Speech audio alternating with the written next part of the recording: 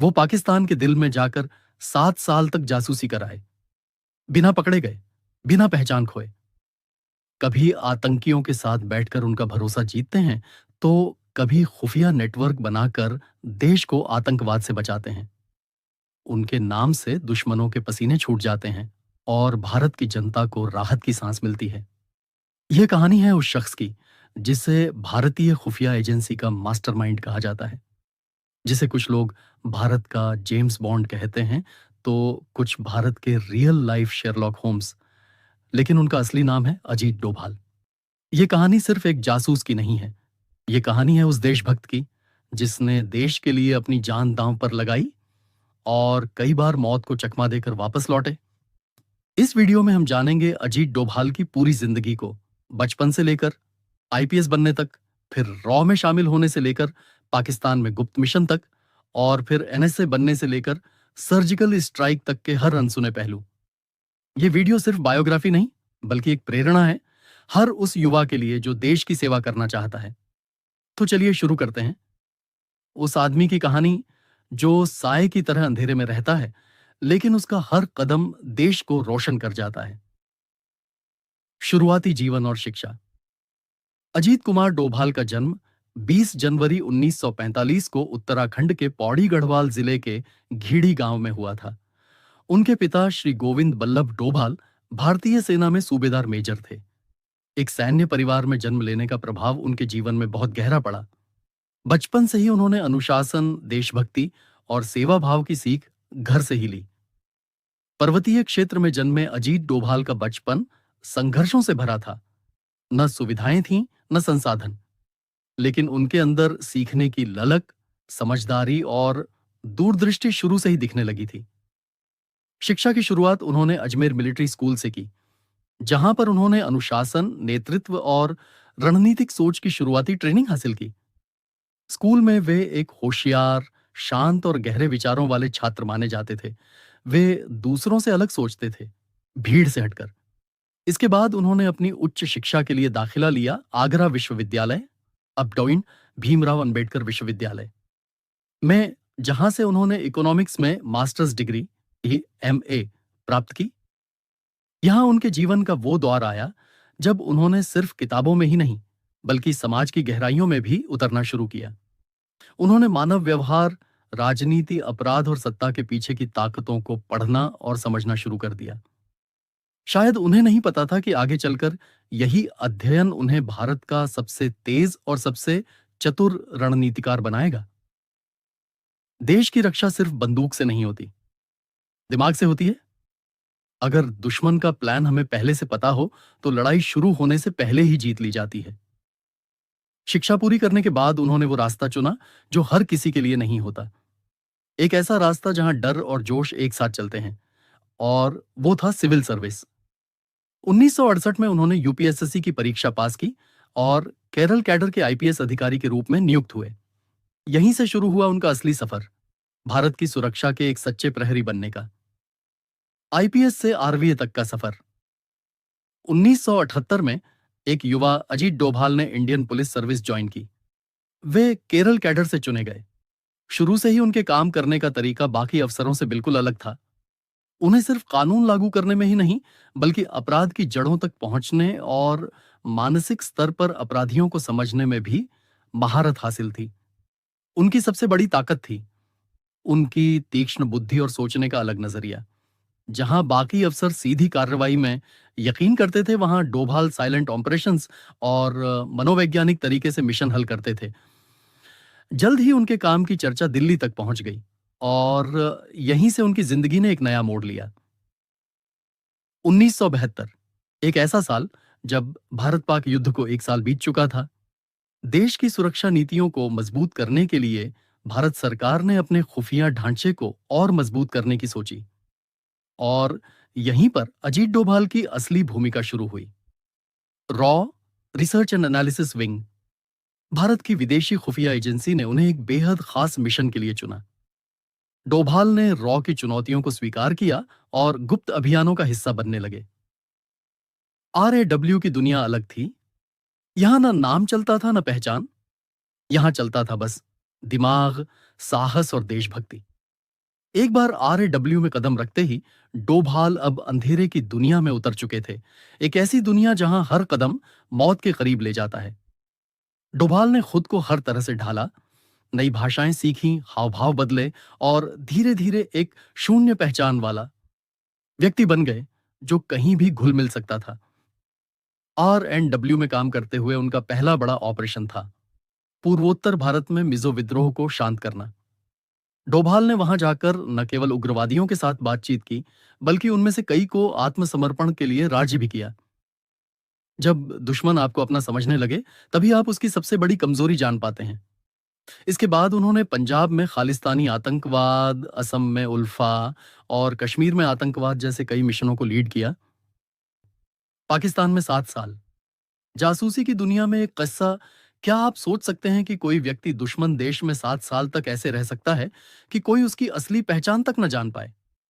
जहां एक छोटी सी गलती मौत बनकर सामने आ सकती है, जहां हर दिन जिंदगी और मौत के बीच एक कदम का फासला होता है, वहीं अजीत डोभाल ने 7 साल गुजारे पाकिस्तान के भीतर, एक मुसलमान बनकर।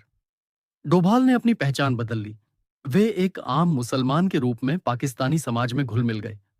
मस्जिदों में नमाज पढ़ी, बाजारों में घूमे, दुकानों पर बैठे और आतंकियों की बैठकों में शामिल हुए। उनका मिशन था पाकिस्तान के अंदर घुसकर वहां के आतंकी नेटवर्क, ISI की गतिविधियां और भारत विरोधी योजनाओं की जानकारी इकट्ठा करना। इस दौरान उन्होंने भारत को कई अहम जानकारियां दी, जिनसे भारत सरकार ने आतंकवाद के कई बड़े हमलों को रोक दिया। डोभाल की सबसे बड़ी जीत थी विश्वास जीतना। उन्होंने पाकिस्तानी आतंकियों के बीच खुद को इतना स्थापित कर लिया कि कुछ कट्टरपंथी उन्हें अपना आदमी समझने लगे। वे बैठकों में शामिल होने लगे, चर्चाओं में भाग लेने लगे।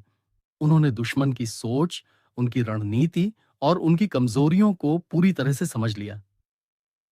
वो जानकारी भारत भेजते रहे, गुप्त कोड्स में, रेडियो सिग्नल्स के जरिए और कई बार भारत आने वाले एजेंट्स के जरिए भी। इस 7 साल के दौरान उन्होंने भारत की रक्षा नीति को जमीन से ऊपर तक मजबूत करने का काम किया। इन 7 सालों में डोभाल ने जितना अनुभव और समझ हासिल की, वो किसी किताब में नहीं मिल सकती। वो अब एक ऐसी संपत्ति बन चुके थे जिसकी तुलना किसी से नहीं हो सकती थी। लेकिन ये 7 साल हर दिन मौत के साए में गुजरे, एक भी गलती और सब खत्म, और वे कामयाब हुए। 7 साल बाद जब वो भारत लौटे, तो उनके पास वो जानकारी थी जो आने वाले दशकों तक देश को दिशा देती रही। Operation blue star. जब डोभाल पहुंचे गोल्डन टेम्पल के भीतर, साल 1984, पंजाब जल रहा था। देश में अलगाववाद की आग भड़की हुई थी। खालिस्तान आंदोलन अपनी चरम सीमा पर था और अमृतसर का स्वर्ण मंदिर, जो सिखों की आस्था का केंद्र है, वो बन चुका था आतंकियों का गढ़। जर्नैल सिंह भिंडरावाले और उनके समर्थकों ने स्वर्ण मंदिर को हथियारों के गोदाम में बदल दिया था। वहां मशीन अगने, गोला बारूद और बंकर बना दिए गए थे। भारत सरकार के लिए ये एक बहुत ही संवेदनशील चुनौती थी, धर्मस्थल की गरिमा को बचाते हुए आतंकियों को खत्म करना। सरकार ने तय किया, एक बड़ा ऑपरेशन होगा। नाम दिया गया ऑपरेशन ब्लू स्टार। लेकिन किसी को अंदाजा नहीं था कि अंदर क्या है, कितने आतंकी हैं, कौन कौन से हथियार हैं। और तब भारत सरकार ने एक नाम चुना, अजीत डोभाल। डोभाल साहब ने बिना वर्दी, बिना पहचान और बिना किसी सुरक्षा के भेष बदलकर अमृतसर में घुसपैठ की।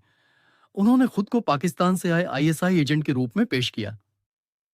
आतंकियों ने सोचा ये उनका आदमी है, और उन्होंने डोभाल को मंदिर के अंदर बुला लिया। डोभाल साहब ने अंदर जाकर आतंकियों की संख्या, उनके हथियार, उनकी रणनीति और मूवमेंट्स की सारी जानकारी इकट्ठा की। उन्होंने आर्मी के जनरल्स को पूरा नक्शा बनाकर बताया, कहां कितने हथियार हैं, किस रास्ते से घुसना है, कौन सी जगह सबसे ज्यादा सुरक्षित है। अगर हमें मंदिर को बचाना है, तो अंदर की हर दीवार को समझना होगा, और वो काम अब मेरा है। उनकी दी गई जानकारी की वजह से ही सेना ने टेम्पल के अंदर एक सुनियोजित तरीके से ऑपरेशन को अंजाम दिया। अगर डोभाल ने सही जानकारी न दी होती, तो नुकसान कई गुना ज्यादा हो सकता था। ऑपरेशन सफल रहा। भारत ने खालिस्तान की सबसे बड़ी साजिश को वहीं खत्म कर दिया। लेकिन इसके पीछे जो सबसे बड़ा हीरो था, वो कोई नहीं जानता। वो थे अजीत डोभाल। इस मिशन के बाद डोभाल की पहचान अब भारत सरकार के भीतर एक मिशन मास्टर के रूप में स्थापित हो गई। आरआईवी, आईबी और सभी सुरक्षा एजेंसियां अब उनकी सलाह के बिना कोई बड़ा कदम नहीं उठाती थीं। अमृतसर से लौटते वक्त डोभाल ने सिर्फ एक चीज कही, देश को बांटने वाले लोग कितने भी ताकतवर हो जाएं, भारत एकजुट रहेगा, क्योंकि इसे बचाने वाले लोग हमेशा साए की तरह खड़े रहेंगे। उत्तर पूर्व से कश्मीर तक आतंकवाद से जंग एक तरफ पाकिस्तान की सीमाएं उबल रही थीं, तो दूसरी तरफ भारत के अंदर कई हिस्सों में आग धधक रही थी। मिजोरम, असम, नागालैंड, मणिपुर और कश्मीर, देश के उत्तर पूर्वी हिस्से और कश्मीर अलगाववादी आंदोलनों और आतंकी हिंसा के शिकार थे। अजीत डोभाल के सामने अब एक नई चुनौती थी, भारत की आत्मा को भीतर से टूटने से बचाना।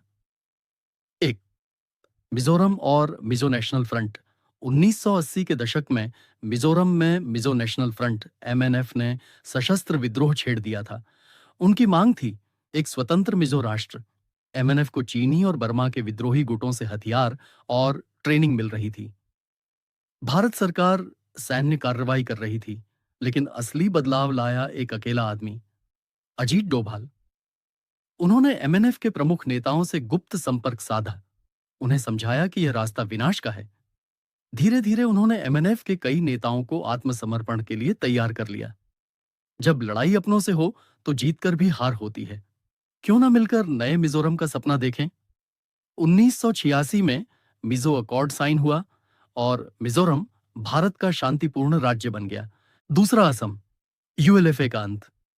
यूएलएफ, united liberation front of Assam, 1990 के दशक में असम का सबसे खतरनाक उग्रवादी संगठन था। भारत से अलग स्वतंत्र असम की मांग के लिए यह संगठन हिंसा और आतंक का रास्ता अपना चुका था।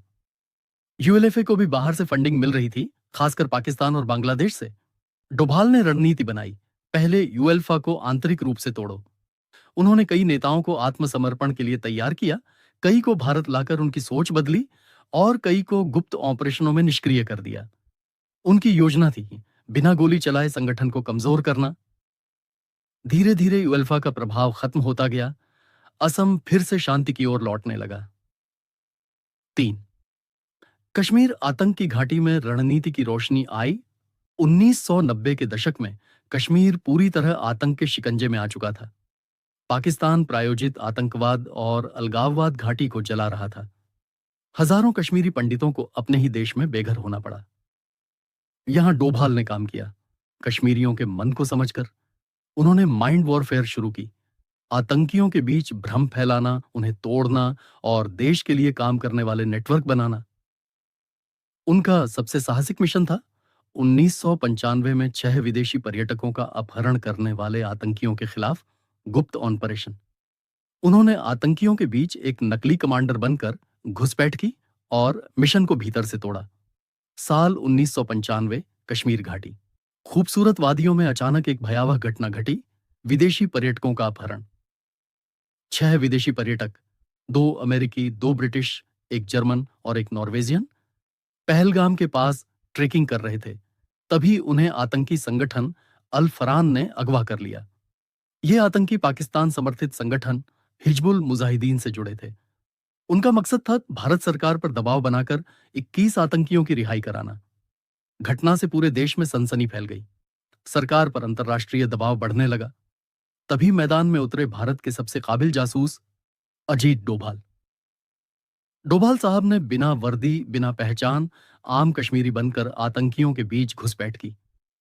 उन्होंने स्थानीय लोगों और अलग अलग आतंकवादी गुटों में भ्रम फैलाया कि अल फरान का यह कदम कश्मीरी संघर्ष को बदनाम कर रहा है। उन्होंने रणनीति से आतंकियों को एक दूसरे के खिलाफ कर दिया। उनकी खुफिया जानकारी के कारण एक अमेरिकी पर्यटक जॉन चाइल्ड्स भागने में सफल हुआ। हालांकि नॉर्वेजियन नागरिक हेंस ओस्ट्रो की आतंकियों ने नृशंस हत्या कर दी, जिससे हालात और बिगड़ गए। लेकिन डोभाल ने हार नहीं मानी। उन्होंने आतंकियों की गतिविधियों पर कड़ी नजर रखी और सेना को महत्वपूर्ण सूचनाएं दी। इसके चलते अल फरान का नेटवर्क धीरे धीरे ध्वस्त हुआ। इस मिशन की जानकारी आज भी पूरी तरह गोपनीय है, लेकिन देश के भीतर यह माना जाता है कि अजीत डोभाल की कूटनीति, साहस और खुफिया कौशल ने न सिर्फ आतंकियों को कमजोर किया, बल्कि भारत को वैश्विक मंच पर मजबूती से खड़ा किया। साल 1999 में इंडियन एयरलाइंस की फ्लाइट IC 814 को आतंकियों ने हाईजैक कर लिया और उसे अफगानिस्तान के कंधार ले जाया गया। इस संकट के समय अजीत डोभाल, जो उस समय इंटेलिजेंस ब्यूरो के सीनियर अधिकारी थे, को वार्ताकार बनाकर भेजा गया। कंधार जैसे खतरनाक माहौल में डोभाल ने तालिबान और आतंकियों के बीच रहकर भारतीय बंधकों की सुरक्षा सुनिश्चित की। हालांकि सरकार को 3 खतरनाक आतंकियों को छोड़ना पड़ा, लेकिन डोभाल की सूझबूझ और हिम्मत से 176 यात्रियों की जान बचाई जा सकी। यह मिशन उनके करियर का सबसे चुनौतीपूर्ण और चर्चित हिस्सा बना। NS से बनकर भारत की सुरक्षा नीति को बदलना 26 मई 2014 है। भारत में एक नया युग शुरू हुआ। नरेंद्र मोदी प्रधानमंत्री बने और उनके पहले कार्यकाल में जिस व्यक्ति को उन्होंने सबसे अहम जिम्मेदारी सौंपी, वो थे अजीत डोभाल। डोभाल बने नेशनल सुरक्षा सलाहकार, यानी देश की सुरक्षा रणनीतियों के मुख्य सलाहकार। NSA बनते ही डोभाल ने सुरक्षा नीति को पूरी तरह से रीसेट कर दिया। उन्होंने कहा, अब भारत सिर्फ प्रतिक्रिया नहीं देगा, जरूरत पड़ी तो प्रिएक्ट करेगा, यानी अब भारत मारेगा। लेकिन पहले, अगर कोई घर में घुसकर हमला करे, तो अगली बार हम उसके घर में घुसेंगे। 1. Myanmar surgical strike 2015। 7 जून 2015 मणिपुर में आतंकियों ने भारतीय सेना पर हमला किया। जवाब में अजीत डोभाल ने सेना को सीधी छूट दी, सीमा पार जाओ और मारकर आओ। भारतीय सेना ने म्यांमार की सीमा में घुसकर उग्रवादियों के कैंप्स को नेस्तनाबूद कर दिया। यह भारत की पहली सर्जिकल स्ट्राइक मानी जाती है। यह संकेत था, अब भारत चुप नहीं बैठेगा, अब जवाब सीमा पार से आएगा। 2. उरी अटैक और सर्जिकल स्ट्राइक 2016। 18 सितंबर 2016 जम्मू कश्मीर के उरी सेक्टर में पाकिस्तान समर्थित आतंकियों ने भारतीय सेना के कैंप पर हमला किया। 19 जवान शहीद हुए। देश गुस्से में था, लेकिन डोभाल शांत थे और योजना बना रहे थे। यह सिर्फ शहीदों का बदला नहीं होगा, यह संदेश होगा, भारत अब बदल चुका है। 29 सितंबर 2016 भारतीय सेना ने पहली बार पाकिस्तान अधिकृत कश्मीर में घुसकर आतंकियों के लॉन्च पैड्स पर हमला किया। सर्जिकल स्ट्राइक पूरी तरह सफल रही। पूरे देश ने अजीत डोभाल को सलाम किया। 3. Balakot air strike 2019। 14 फरवरी 2019 पुलवामा में CRPF के 40 जवान शहीद हुए। देश दहला हुआ था। डोभाल ने फिर रणनीति बनाई, लेकिन इस बार और बड़ा कदम। 26 फरवरी 1909 भारतीय वायुसेना ने पाकिस्तान के बालाकोट में जैश-ए-मोहम्मद के ठिकानों पर एयर स्ट्राइक की। यह पहली बार था जब भारत ने परमाणु ताकत से लैस पाकिस्तान की सीमा में घुसकर हमला किया और सुरक्षित लौट आया। यह रणनीति सिर्फ ताकत नहीं, दिमाग की जीत थी। डोभाल ने जो नीति दी, उसे डोभाल डॉक्ट्रिन कहा जाता है। 1. डिफेंसिव ऑफेंस, भारत अब सिर्फ बचाव नहीं करेगा, जवाब देगा। 2. क्रॉस बॉर्डर कैपेबिलिटी, जरूरत पड़ी तो सीमा पार जाकर कार्रवाई करेगा। 3. टैक्टिकल डिप्लोमेसी, कूटनीति और दबाव दोनों का इस्तेमाल। 4. जानकारी युद्ध, साइबर, मीडिया, डेटा, सबको इस्तेमाल करना। NSA बनने के बाद डोभाल सिर्फ एक अधिकारी नहीं रहे, वे बन गए भारत की रीढ़। उनके हस्ताक्षर अब पाकिस्तान, चीन और आतंकवाद जैसे शब्दों पर भारी पड़ने लगे। अजीत डोभाल की सोच, जीवन शैली और भारत के भविष्य पर उनका प्रभाव, वो जो सामने नहीं आते लेकिन हर समय सीमा पर होते हैं। वो जो भाषण नहीं देते लेकिन हर मिशन की स्क्रिप्ट लिखते हैं, वो हैं अजीत कुमार डोभाल। 1. साधारण जीवन, असाधारण सोच। डोभाल का जीवन बेहद सादा है। ना दिखावा, ना मीडिया से बातचीत, ना कोई सार्वजनिक बयान। वे अपना अधिकांश समय पढ़ने, रणनीति बनाने और एजेंसियों के साथ समन्वय में बिताते हैं। वे आज भी रोजाना सुबह जल्दी उठते हैं, खुद फिटनेस का ध्यान रखते हैं और कोई भी मिशन हो, सबसे पहले खुद ब्रीफिंग लेते हैं। 2. विचारधारा और मूल सिद्धांत। डोभाल मानते हैं कि भारत एक सभ्यता है, सिर्फ एक देश नहीं। और जब सभ्यता पर हमला होता है, तो प्रतिक्रिया सिर्फ सैन्य नहीं, सांस्कृतिक और मनोवैज्ञानिक भी होनी चाहिए। उनकी सोच के कुछ स्तंभ: सुरक्षा पहले, बिना सुरक्षा के विकास संभव नहीं। मूल्य आधारित शक्ति, ताकत हो लेकिन जिम्मेदारी से। आत्मनिर्भर रणनीति, भारत को अपनी सुरक्षा नीति खुद तय करनी चाहिए। 3, भविष्य की दिशा, भारत को वैश्विक शक्ति बनाना। डोभाल अब सिर्फ आतंरिक सुरक्षा तक सीमित नहीं है, वे भारत की रणनीतिक विदेश नीति में भी एक बड़ी भूमिका निभा रहे हैं, चाहे वो क्यूयूडी हो, इंडो पैसिफिक रणनीति या चीन के खिलाफ कूटनीतिक दबाव। उनका सपना है भारत को ऐसा राष्ट्र बनाना जो सिर्फ सुरक्षित ना हो बल्कि वैश्विक स्तर पर निर्णायक भूमिका निभाए। चौथी, युवा पीढ़ी के लिए संदेश, डोभाल का मानना है कि देश की सुरक्षा सिर्फ सैनिक नहीं, हर नागरिक की जिम्मेदारी है। वे कहते हैं जागरूक नागरिक सबसे बड़ी सुरक्षा दीवार होते हैं। हर छात्र, हर किसान, हर शिक्षक, हर इंजीनियर अगर राष्ट्र के प्रति जागरूक हो जाएं, तो कोई दुश्मन भारत को नहीं झुका सकता। 5, कुछ अनकहे किस्से और प्रेरणाएं। अजीत डोभाल ने अपने करियर में 7 साल पाकिस्तान में जासूसी की। एक बार नहीं, कई बार मौत के बहुत करीब पहुंचे। उन्हें कई बार आतंकियों ने पहचान लिया, लेकिन वे हर बार बच निकले, दिमाग, संयम और सूझबूझ से। 1988 में वे कीर्ति चक्र पाने वाले पहले पुलिस अधिकारी बने, जो आमतौर पर सेना को दिया जाता है। उनका नाम शायद इतिहास की किताबों में ज्यादा ना लिखा जाए, क्योंकि वो हमेशा पर्दे के पीछे रहे हैं, लेकिन उनका योगदान हर उस सांस में है जो भारत आज आजादी से ले रहा है। अगर भारत आज सुरक्षित है, तो उसका एक बड़ा श्रेय उस व्यक्ति को जाता है जिसने अपनी जिंदगी मिशन बना दी। नाम है अजीत डोभाल। अगर आपको ये जीवनी प्रेरणादायक लगी हो, तो इस वीडियो को लाइक और शेयर जरूर करें और ऐसे ही दमदार और ज्ञानवर्धक कंटेंट के लिए जुड़ें हमारे चैनल बेटर लाइफ से। हमारा टेलीग्राम चैनल भी ज्वाइन करें, जहां हम आपको हर वीडियो से जुड़ी विशेष जानकारी, बुक समरीज और एक्स्ट्रा गाइडलाइन देते हैं। लिंक डिस्क्रिप्शन में है।